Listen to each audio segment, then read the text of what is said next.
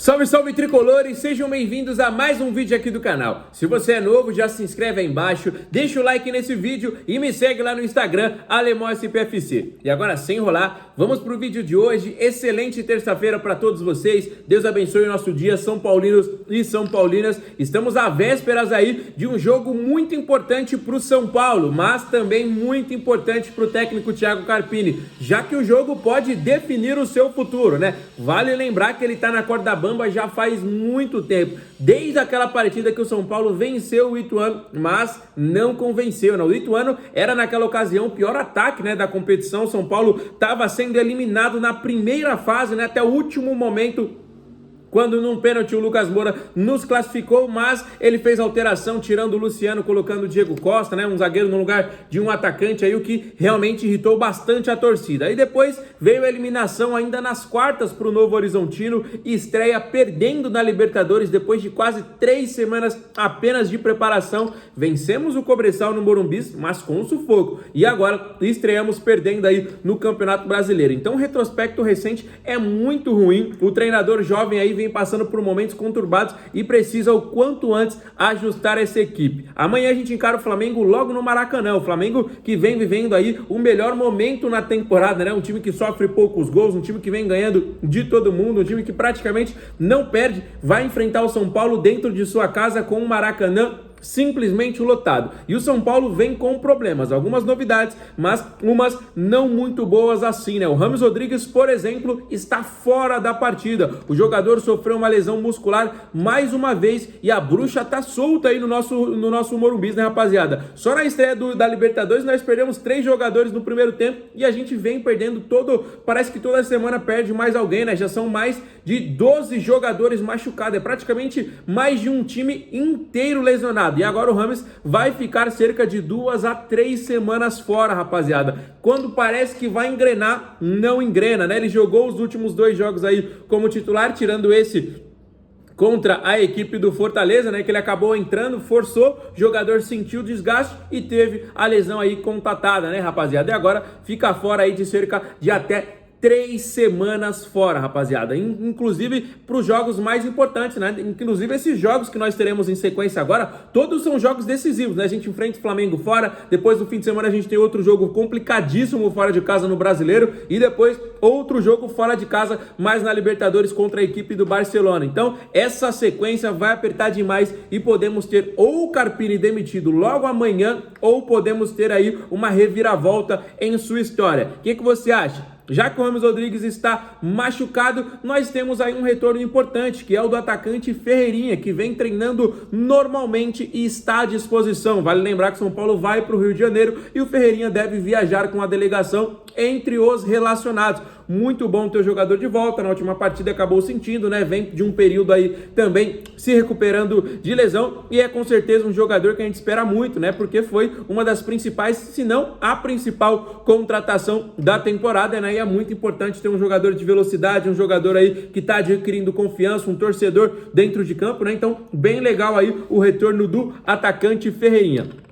Outro possível retorno é o do Luiz Gustavo, galera. Vocês lembram quando o Luiz Gustavo machucou? Foi lá no Campeonato Paulista, né? Às vésperas daquele jogo contra a Inter de Limeira. E naquela ocasião possibilitou o James Rodrigues ser inscrito na competição, né, rapaziada? Se o James Rodrigues não fosse inscrito naquele momento, ali poderia ser uma situação até diferente. Mas ele só poderia, né, ter a sua situação regularizada se algum jogador do São Paulo tivesse uma lesão contatada, né? E aí o Luiz Gustavo acabou se machucando. Vem treinando aí também nesses próximos dias. Pode ser que ele não esteja à disposição para a partida de amanhã contra o Flamengo, mas já nos próximos jogos o São Paulo deve contar aí com o seu retorno. Então, bom retorno também, Luiz Gustavo, que tinha começado bem a trajetória em um determinado momento aí do ano. Ele chegou a ser até, inclusive, o artilheiro do São Paulo no Paulista, né? Tinha um gol contra a Portuguesa, depois fez aquele gol da vitória no Clássico contra a equipe do Corinthians e passou por uma lesão séria, né? Um jogador que pode atuar ali, às vezes, até como um terceiro zagueiro e pode ser muito importante aí nesse sistema, né? Um jogador de Copa do Mundo, um jogador de anos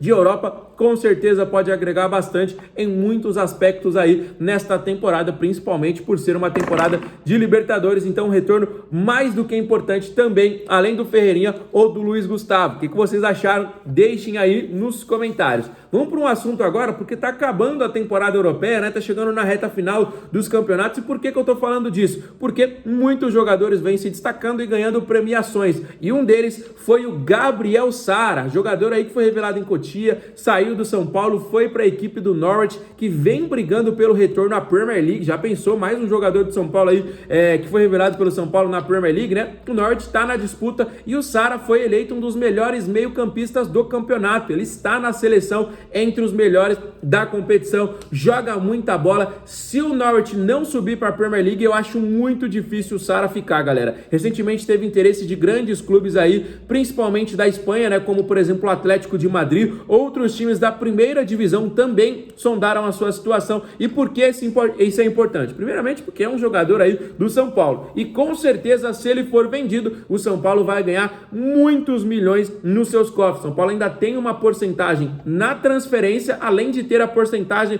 de clube formador, o que pode render uma baita grana pra gente, galera. Então vamos ficar de olho aí. Parabéns ao Sara, vem sendo um dos melhores jogadores. Eu acompanho muito futebol inglês, tanto a Premier League, tanto a Championship, que é o nome aí da segunda divisão, né? Eles não chamam de segunda divisão, chamam de Championship. Acompanho demais, o Norwich aí tá na briga. Vale lembrar lá, né, que tem um playoff, né? Os dois primeiros sobem diretamente, depois tem um playoff para mais uma equipe se classificar e avançar para a primeira divisão. Então até o momento a equipe do Norwich está se classificando para esse playoff, né? Restam acho que 3 ou 4 rodadas para o fim, então vamos aguardar e torcer bastante, né? Mas sinceramente, galera, acho muito difícil o Gabriel Sara permanecer. Se a equipe subir para a primeira divisão, aí lá eles ganham um baita de uma grana, é como se fosse um incentivo, né? Para que as equipes não se transformem aí em times ioiô, né? Aqueles times que sobe e cai, sobe e cai. Então eles ganham muito dinheiro para que eles possam investir. Então pode ser que com esse dinheiro, o Sara, sendo o jogador da temporada